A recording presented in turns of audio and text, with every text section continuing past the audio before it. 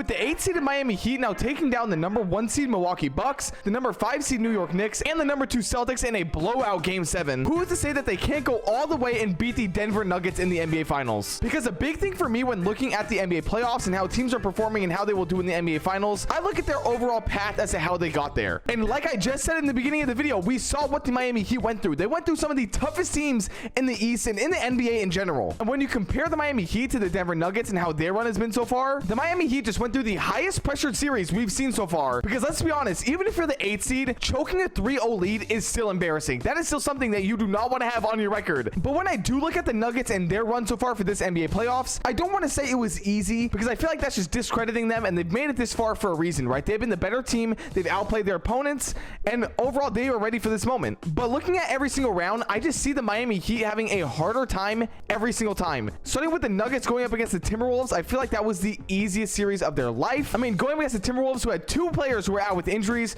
Rudy Gobert had that big thing happen again, and oh my god, it feels like it was such a long time ago. But for the entire Timberwolves situation, that was easy for them to get past. But when it comes to the Phoenix Suns, you had so many people say that the Suns were going to win, including myself. I honestly thought the Suns were going to make it through until everyone actually watched them play in the playoffs and realized that this is a 2-man team. They have no depth. So whether or not you want to call that series easy for the Nuggets, that's really up to you. I feel like the only time the Denver Nuggets lost a game in that series was when Devin Booker or Kevin Durant went off for a crazy amount of points. Other than that, they just had to play their brand of basketball and take them down. And then let's be so dead ass and say that the Lakers did not deserve to go to the Western Conference Finals. I don't even give a fuck. That was the easiest goddamn path to the Western Conference Finals I've ever seen. And we know it was easy because we saw the Nuggets sweep the Lakers in the Western Conference Finals, and that is now why they are in the finals. We all know this, okay? But can they get through the Miami Heat, or can the Miami Heat get through the Denver Nuggets? Because some of the teams that the Heat and Nuggets saw on their way to the NBA Finals didn't really play as a team. It was only a couple players, maybe 2 or 3 players that really were the star of the team, would be the one controlling the ball, would be the one shooting the ball. But what's so different for the Miami Heat and the Denver Nuggets is that they all play together. I feel like the only other team that did this in the playoffs who actually made it far was the Boston Celtics. But because their entire team played like ass,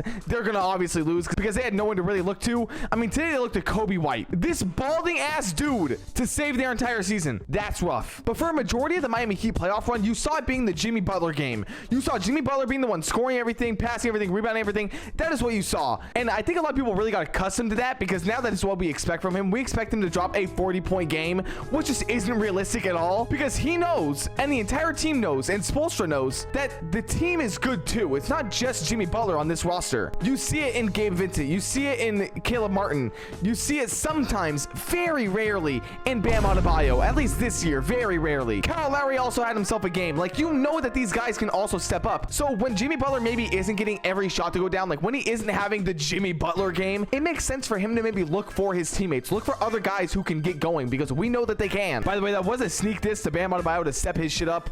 Do you guys remember the bubble version of Bam that we got? Like, where the fuck did that go? But everything I just said for the Miami Heat applies to the Denver Nuggets as well. Although we know that Jokic is going to go out every game and drop some crazy ass triple-double, 30-point, 20-point triple-doubles, whatever. We know he's going to do it. The question is, can the rest of the team do it? And we've seen them be able to, and that is why they made it this far. We know Jamal Murray can really do his thing, although he's not as reliable as a Nikola Jokic as I'd like to say he could be. But when Jamal Murray isn't having a good game, there are other people he can look for. Whether that's Aaron Gordon, MPJ. Honestly, I think we saw a Bruce Brown game not that long ago, like a game where he went just fucking crazy. Like, we know that they have that. So I feel like this is going to be a huge matchup of the depth. We are going to see the depth come out in these teams, and I cannot wait. We're also watching 2 teams who are top 3 in defense when it comes to the playoffs this year, which honestly, for me, cheering for the Miami Heat is really scary because we saw the Celtics shut down Jimmy Butler a couple games, right? We saw that. We'd see Jimmy Butler drive in, do a little pump fake. Rob Williams was just standing there. His ass wasn't falling for that shit. And then Jimmy would either just go up for the shot and try to force something or kick it out.